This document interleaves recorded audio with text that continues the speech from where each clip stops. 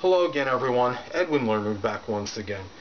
In this YouTube NFL prediction segment, I'm going to be giving you my picks and analysis for the two NFC Divisional playoff games for the 2014-15 NFL season.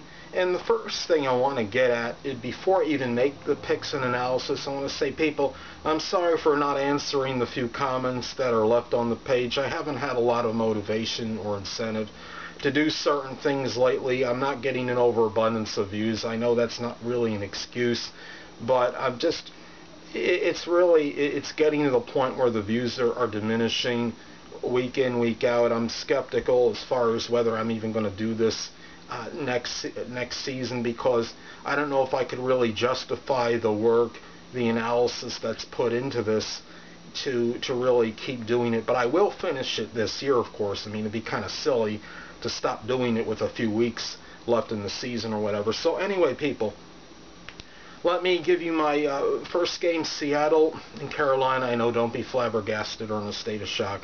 I'm going to pick Seattle. Seattle's been on a roll, to say the least. They've won 9 of 10. The defense is now formidable once again. Defense that looked like it had some kinks in their armor looks like it's right at the form that it was last season. They've allowed like 39 points total combined in the last 6 games for like a 6.5 per game average. I mean, that is phenomenal. The team is running on all cylinders right now. I like the way Russell Wilson is playing. He doesn't put up gaudy stats, but he's very efficient. He's not going to make really too many costly turnovers in a game. Now, Seattle, despite perhaps losing the quote-unquote invincibility at home, they were 7-1 at home this season in the regular season, 7-1 last season in the regular season, and this is a team still to be reckoned with on their home field. What's really concerns me in this particular game is that in the last 3 games that Seattle has played Carolina, was that Marshawn Lynch averaged like 63 yards per game in those contests. I know on paper this looks like it's going to be an annihilation, maybe to some people, but I don't think it's necessarily going to be that way. Carolina has the capability of making this game a little more competitive, I believe. I know Seattle finished number 1 total defense and scoring defense. This is one of the more prolific defenses I've seen as far as a 2-year span goes for an NFL team. Last season their defense was great. It's great this season. This team, I mean, you have Richard Sherman, who is just basically can be all over the place. He's very there's really not enough superlatives to say about him. He's fast, he's quick, he's intelligent, he has all attributes that you want for a prototypical cornerback. Now, look at Carolina. Carolina has won their last 5 games, and they're streaking right now as well. Their defense has looked very good in recent weeks. Now, they haven't allowed over 17 points in these games during this 5-game winning streak. Allowed over 17 in any of those games in that stretch. So that's something to speak for. Now, they've allowed about on average 12 points per game in that stretch as well. They're 7th in offensive rushing yards. If they can maybe run the ball and somehow be at least somewhat effective, they may have a shot in this game. I still think it's Seattle, of course. Now, we look at linebacker Luke Kuechly. He's a beast. He's led the NFL in tackles this season.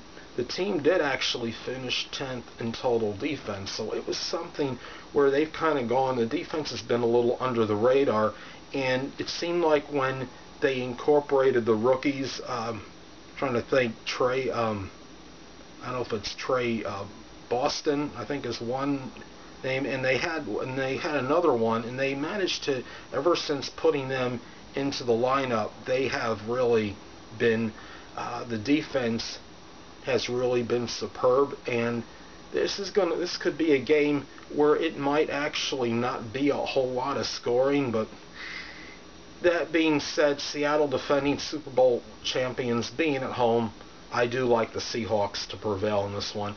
Now, the last but not least and second game that I'm picking, taking Green Bay somewhat reluctantly to win at home. Now, Green Bay, as a lot of you know, 8-0 at home this season. They were 8th in passing yards. The Aaron Rodgers, there's not enough good positive things I could say about that person. He had some injury, and he might not be 100%. However, there's just something this season. It seems like there's that mystique at Lambeau Field, that magic there.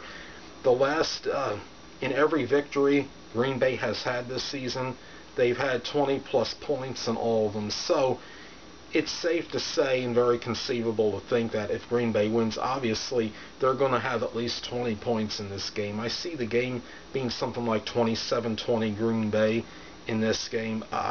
We look at the last, and the defense has picked up too. The once maligned running game, I believe, has held opponents under 100 yards rushing in 3 of the last 5 games. So that is something to speak of. They're the #1 scoring offense in the NFL, and being at home, this is going to be something to look at in terms of the Rodgers injury, and is it really going to inhibit him that much in this particular game? It may a little, but I do believe they still have enough weapons on this team to come through with even with an 80-90% Aaron Rodgers to win this. Now, Dallas, here another complete little. This is a different story with them. Now, this is a team which hasn't even been in the postseason in some time, and now I look at them as a fairly disciplined team. I think quarterback Tony Romo has showed tremendous maturation this season. They finished a flawless 8-0 on the road. They were second in rushing yards. DeMarco Murray, if he can control this game, dominate time of possession, Cowboys could have a shot in this.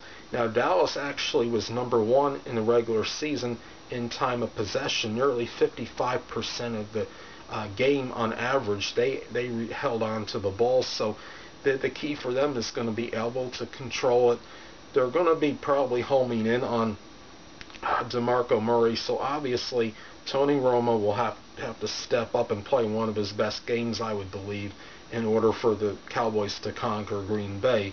Now, this is the thing when I see the Achilles heel with the Dallas Cowboys. They were 26 in regular season in opposition passing yards allowed, and if they allow Aaron Rodgers to play with reckless abandonment, and he throws for over 300 yards, that's definitely advantage Green Bay, and probably a Green Bay victory.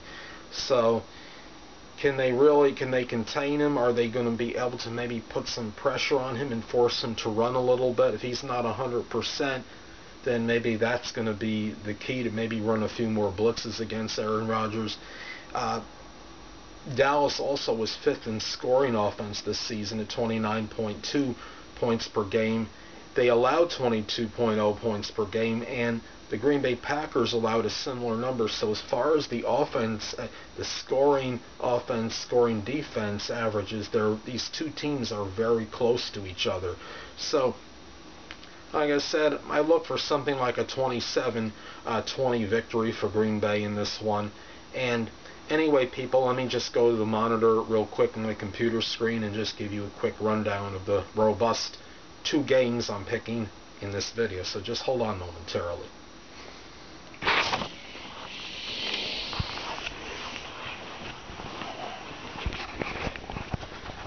Well, people, here are the picks.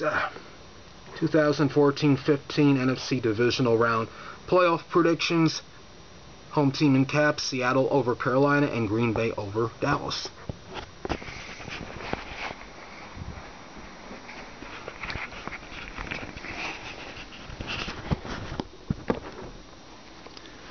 Well, people, that'll conclude this YouTube NFL prediction segment for the 2014-15 NFC Divisional Round matchups, and stay tuned next time, where I'll be giving you my picks for the AFC and NFC Championship games for 2014-15. Until next time, people, Edwin Learnard saying, stay well.